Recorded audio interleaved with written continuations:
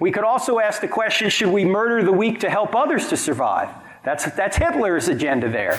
Well, it's also God's agenda. God obviously wants the Israelites to go in and wipe out all these other groups. You've got multiple different verses in the Old Testament that you could cite for this, like 1 Samuel 15, 1 through 3, Deuteronomy 20 somewhere in there. You've got Numbers 31 literally has God telling Moses to go and kill a whole bunch of people just because they don't worship him. And I know Frank's response to this would be, oh, but they were sacrificing small babies to Baal. Whether or not that's true, the solution to the problem is not to go in and kill those babies for Yahweh. Because it wasn't that, they were supposed to go in there and rescue all the children. No, that's not what it was. It was, hey, go in there and utterly destroy them.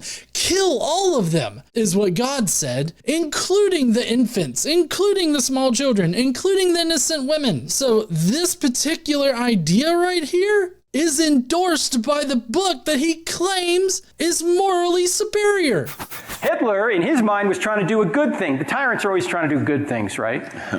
I mean, Thanos wants to knock out, half of the population, right? To do a good thing. You know that. I don't know if he realizes this, but God literally wiped out the entire human race with the exception of one family that family fucked their way into repopulating the earth. So, I mean, he's calling Thanos some kind of tyrant that's immoral and comparable to Hitler. But you don't count God among those people when God, in his worldview, in Frank's worldview, God has literally done that for a good reason. Oh, I'm so sorry there, Frank. Hold on. I'm so sorry. You're going to specially plead your way into, oh, well, it's God. He can do what he wants. That, again, makes no fucking sense. Sure, I could specially plead for anybody. I also have the cojones to sit here and say, that's fucking shit. That is a horrible action to do. And I would condemn anybody that would command that particular moral action. Frank, on the other hand, seems to like to, explain away why it's okay for God to eradicate all of humanity. And by the way, we're having a book come out next year called Hollywood Heroes, How Your Favorite Movies Reveal God. Look for it. Anyway, perfect. Should we murder the weak to help others? If evolution is true, why not? And since evolution is a process of change, then morals must change.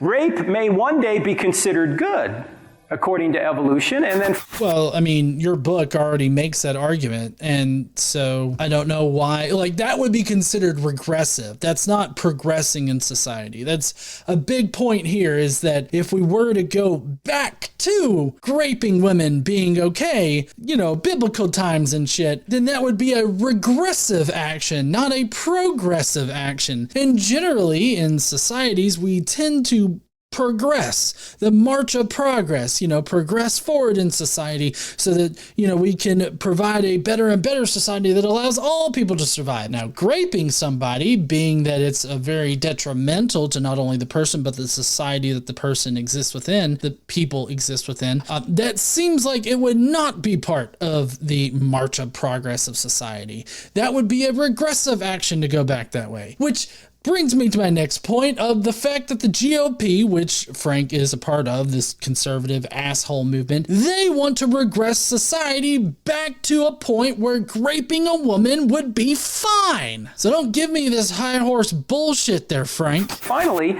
they say, well, we just got to do it to cooperate. Well, why cooperate when not cooperating often helps you survive? For example, Stalin didn't have to cooperate. He had a bunch of henchmen. He killed millions of his own people and then took their stuff and lived comfortably until he died on his deathbed at the age of 74, shaking his fist at God one last time.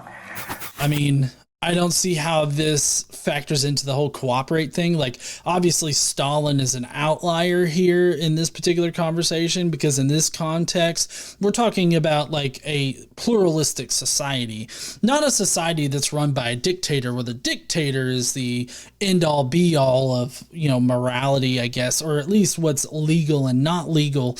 I would think that a more free, democratic, and just pluralistic society you would end up having people that would need to cooperate with each other so that this level of diversity can survive and thrive. So we're talking about two different things here. He's convoluting the conversation, and he's making an equivocating just a general society and how a society should work to this one very specific particular society.